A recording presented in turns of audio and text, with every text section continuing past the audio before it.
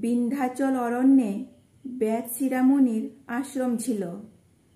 একদিন ব্যাস শিরামণি শ্রী বিষ্ণুর ধ্যান করছিলেন, আর সেই সময় অশ্বশিরা নামে আর এক মুনিবরের সেই আশ্রমে আগমন ঘটে। সেই আশ্রম এবং তার আশেপাশের পরিবেশ এতটাই শান্ত এবং মনোরম যে অশ্বশিরামণিও সেই আশ্রমেই শ্রী বিষ্ণুর উপাসনা করতে ইচ্ছুক হন। এমন সময় ব্যাস শিরামণির ধ্যান ভেঙে যায় অশ্বশিরামণির আগমনের জন্য। ব্যাস শিরামণি প্রচণ্ড ক্রোধিত হন অসময়ে ধ্যান ভঙ্গের কারণে।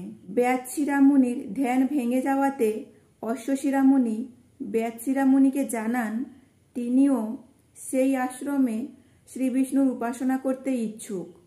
এমন সময় ব্যাস শিরামণি প্রচণ্ড ক্রোধিত হন। তিনি প্রথমেই অশ্বশিরামণিকে বলেন, তার কি এইটুকু জানা নেই কারো আশ্রমে প্রবেশ করতে গেলে প্রথমে তার অনুমতি নিতে হয়? অশ্বশিরামণি অসময়ে এসে ব্যাস শিরামণির ধ্যান ভঙ্গ করেছেন। এছাড়াও তিনি আরও কটুবাক্য অশ্বশিরামণিকে বলতে থাকেন। ব্যাস শিরামণির এই অপমানে ক্রোধিত হয়ে অশ্বশিরামণি ব্যাস শিরোমণিকে অভিশাপ দেন।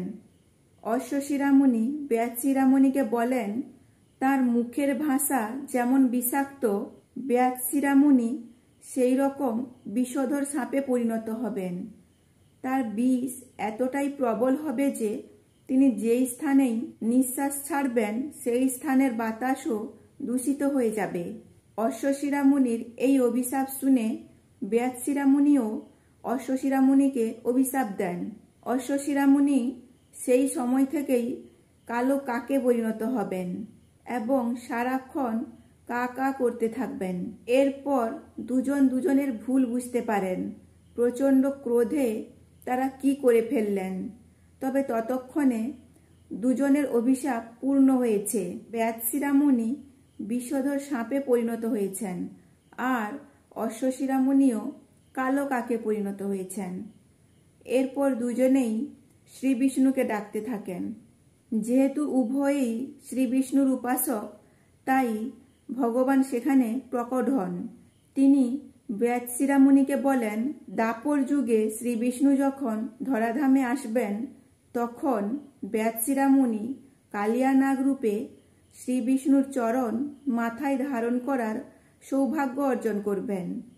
অশ্বশিরামণিকে বলেন, তিনি কাকভূষুণ্ডী নামে পরিচিত হবেন এবং জগতে তাকে জ্ঞানী বলে মানা হবে। এটাই ছিল কালিয়া নাগ আর কাকভূষুণ্ডীর জন্ম বৃত্তান্ত।